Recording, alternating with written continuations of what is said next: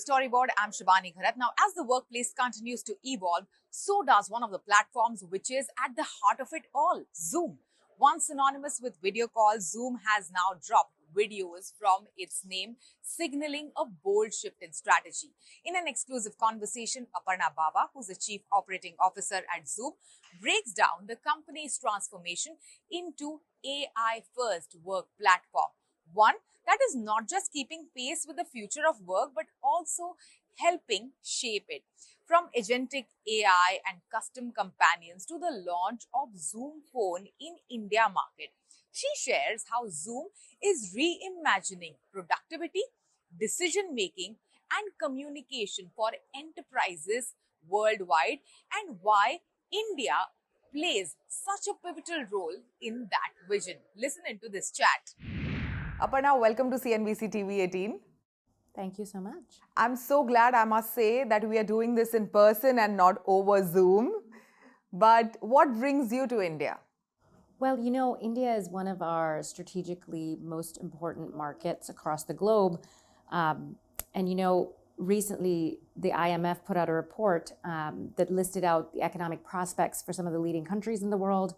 And India is going to be the fourth largest economy in 2025. And so it's obvious that, you know, our focus should match what is prevalent across the globe. And India is such an important part, not just because of its own economic growth, but it is sort of the jumping off point for most of Asia. And it is a breeding ground for multinationals who also want to have a presence in Asia with the attractiveness of the labor market, the technology adoption, and even the geography. Yeah. And I must say, you're coming at a time when, it's 5 years since, not just India, but the world embraced Zoom with open arms. Like, it is 5 years to 2020 when, we went into a lockdown, when the boundaries and the borders shut, and we were all working from our respective homes. So how do you see this overall evolution of Zoom, in the past 5 years? Look, COVID was tough on everybody across the world. We felt such a privilege that we were able to provide an ability for people to connect, not only in the workspace, which is so important to keep economies alive and people's livelihoods going, but also for that human connection. So, grandparents could connect with their grandkids. You'd have funerals, weddings, all sorts of things on Zoom that I just didn't even anticipate walking into the situation in 2020. Yeah. And it's such a privilege and a gift for us all at Zoom. Every employee, I think, in that time period felt like it was their, God's calling, if you will, to, answer the call and make sure that humanity could survive during this very tough period.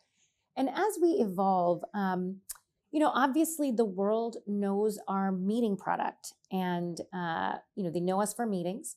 We are evolving, and we have evolved into a platform with a variety of products, and underpinning it is AI.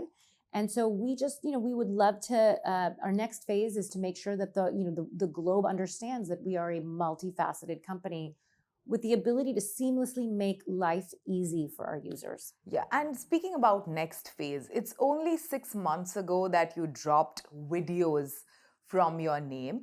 So what does that signify in, what does this shift signify in the larger evolution of Zoom going forward? Yeah, during COVID, I think it taught the world that you can turn on your video and it's going to be okay. And it's actually going to be wonderful. And that's how you can see emotion, you can see, make connections, and you can develop long-lasting bonds, even if you're not able to see each other. And the reality is the workplace has shifted into something a little bit more complex. We don't necessarily want to lose some of the benefits of working remotely. You can skip the very long commute. It's raining cats and dogs here in Mumbai. I'm sure people would love to get on Zoom and skip that commute in the rain. But at the same time, there are different projects or different work streams, different workflows that are just much better if you're in person. And we, as a platform, would like to, it's all about making human beings much more productive, much more efficient, so they can spend the time doing value-added, critical things that only human beings can do. and take some of the, the rote tasks away with automation, with AI, and making human beings much more productive in their daily lives. And that is the Zoom 2.0, if you will. And we can see, a digital transformation across the board for all of our customers, even as we get into this hybrid work environment. So Zoom 2.0 is all about automation and AI.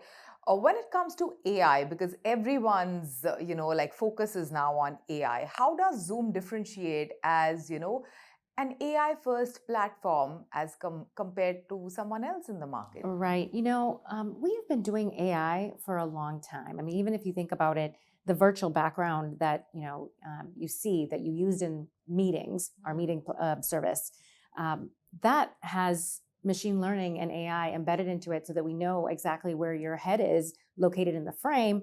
And, we make it sort of look and seamless as if to the user, as if that's you, it's the actual background. And it's, that has been things like that, even like noise cancellation in the meetings platform.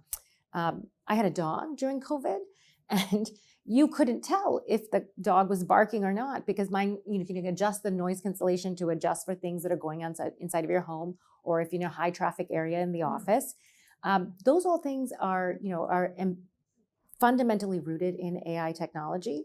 But moving forward, we have done so much. As I said, we've launched a service called AI Companion, which underpins all of the various features on our platform. So that includes the meetings, Zoom Phone, contact center. We've launched email, calendar, scheduler. We've even done things like Zoom Tasks, where you can, use your interactions during the day to actually take notes and action items and make task lists for yourself by categories. Everything going towards making that human being, that knowledge worker, that much more productive and being able to spend time on things that really matter, whether it's creative flows or sort of just personal time, spending time on things that really matter. Yeah. And what are some of the gaps, in the modern workflow that Zoom is addressing with some of its offerings? And what gaps continue that you intend to address going forward? Well, let me just talk a little bit about our AI companion in meetings. We are able to, say you come to work, you're couple minutes late. Sometimes I can come into a meeting a couple of minutes late. Instead of interrupting the group and saying, hey, catch me up, I'm so sorry, and then everybody has to stop and take 5 minutes to get you up. Our meeting summary and AI companion features allow you to catch yourself up right away. You can literally put in catch me up. It will tell you what has happened. You can use it to take notes. You can use it to have action items. You can distribute the action items to the rest of the team. And that same technology then goes and underpins every other aspect of the platform, whether it's Zoom Phone. So imagine, how annoying it is to actually listen to voicemails now. We have no patience. If you can take that voicemail and you can actually not have to listen to it, but derive the most important parts from it, you can use our team chat and actually say, focus me on the most important team chats that are critical that I need to look at. And, in the future, it will actually be able to use your own, if you're working for a company, that company's internal data to actually decide for that company what's important for that person to look at.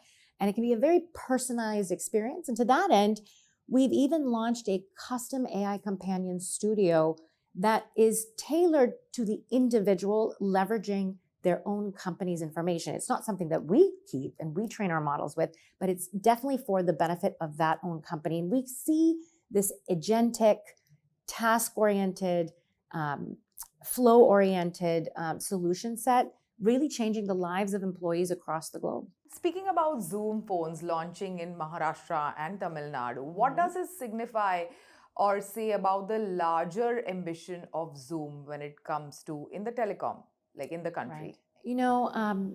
We definitely, we target both enterprises, SMBs, and the individual user, obviously, and the SMBs are so important from a economic generation capability, from across the globe. Small and medium-sized businesses are the lifeline for a lot of the economies. Enterprises obviously are large, notable. We see both having an interest in Zoom Phone.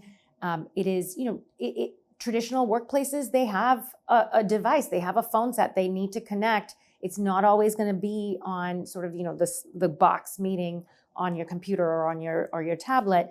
And we want to be able to up-level that and provide a seamless experience across the platform so that you're able to leverage some of the technology that is not available for legacy phone throughout your experience, regardless of what format you want to be in.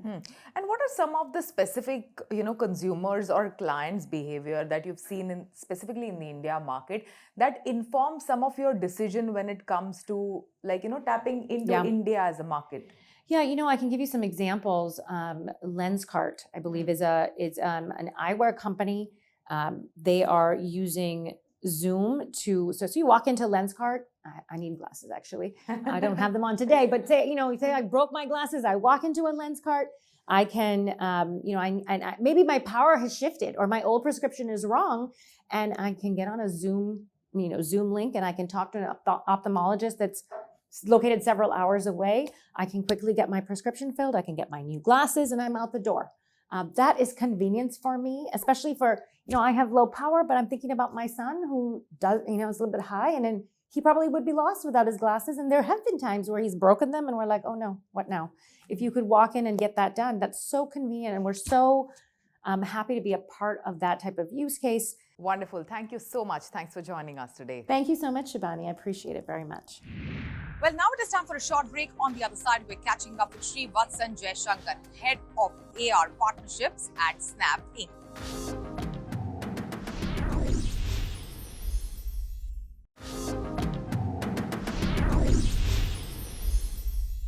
Welcome back. From playful filters to powerful tools, Snap has long been at the forefront of augmented reality.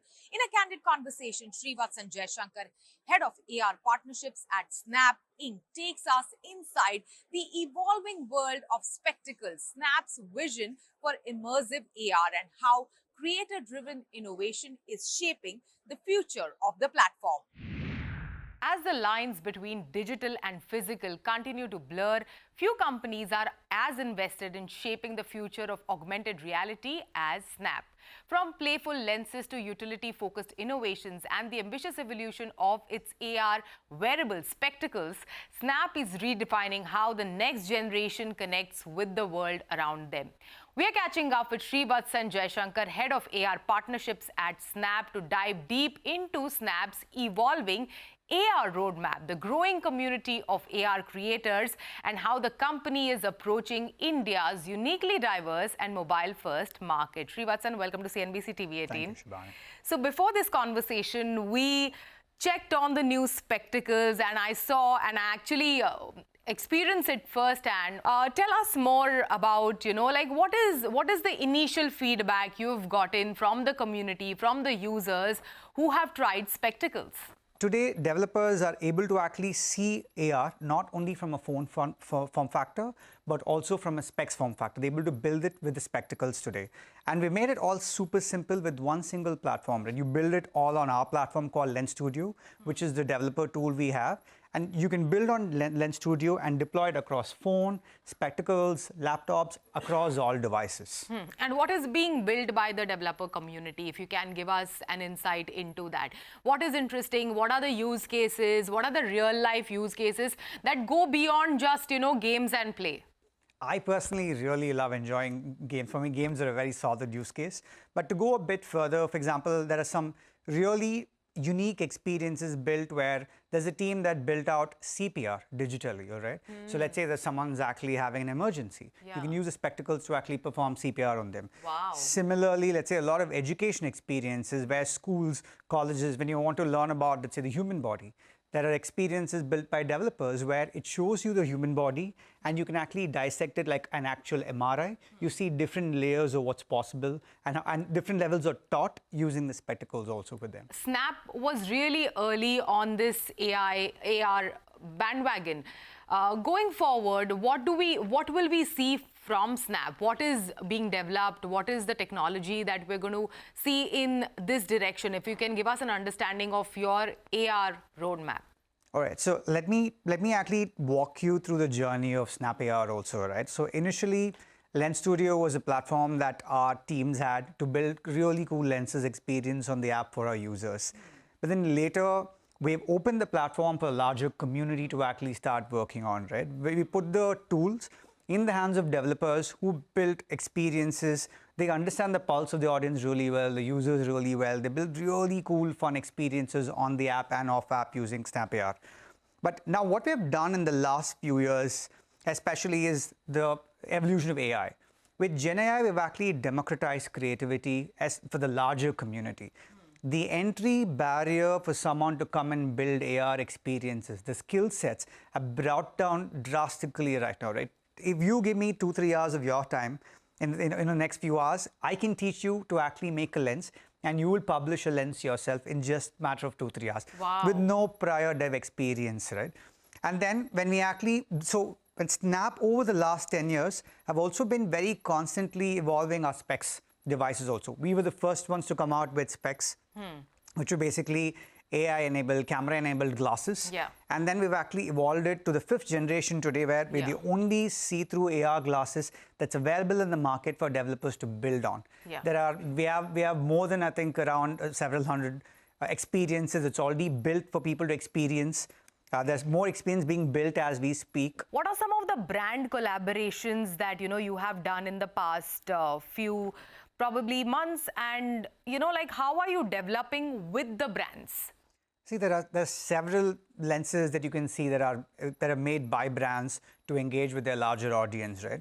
To maybe quote some of my favorite examples, one is definitely there was this the Make My Trip. Yeah. They have a very popular ad with Ranveer and Alia dancing in different parts of the world. Yes. So they made a really cool experience where you actually can see Ranveer and Alia dancing on a screen, but you're also dancing with them in the AR experience. Yeah. Similarly, so you have very fun, snappy experiences that connect with Gen Z audience. And then there's this other Britannia ad where you have to pronounce croissant.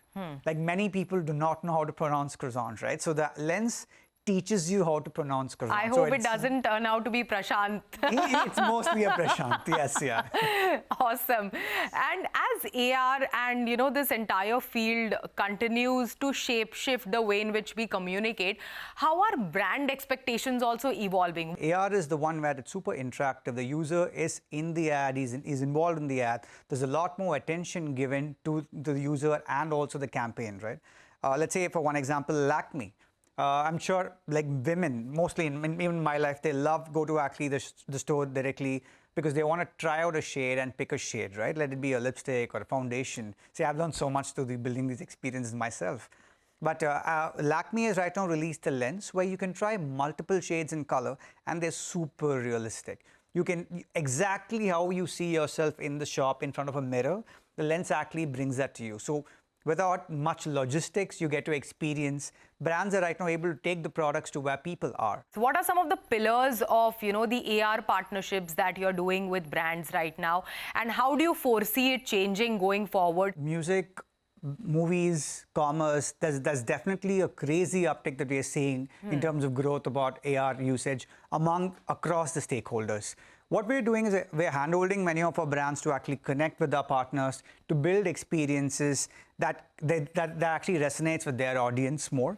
We've also been working to actually, like I said, we've also been working at a very simple way of actually connecting brands to our developers to create more experiences that can work for a country like India, right? Very culturally nuanced. And AR is, I wouldn't say it's actually a tech that, oh, it's very far-fetched, we don't know what it looks like. I think AR is here. With the spectacles here, the amount of India today has the second largest number of developers for us at Snap building AR experiences. So when we are at that scale, I think the evolution of the tech is becoming way more natural, the understanding has become way more easier, and the adoption is already here. Great. Thank you so much. Thanks for joining us today. Thank you so much, Shubhan.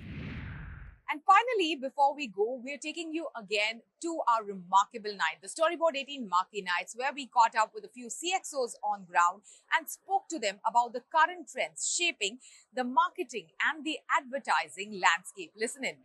Little bit of lift and shift from the past really helps. But the fact that you are innovating, you're looking at being very consumer-centric, innovation is part of your DNA, and I can talk about what we do at PepsiCo India.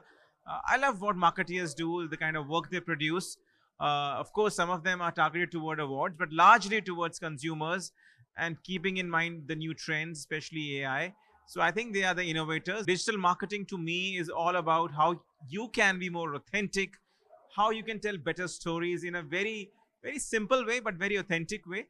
The gut, the instinct, the people, and the emotion uh, has to balance and match with the data and analytics.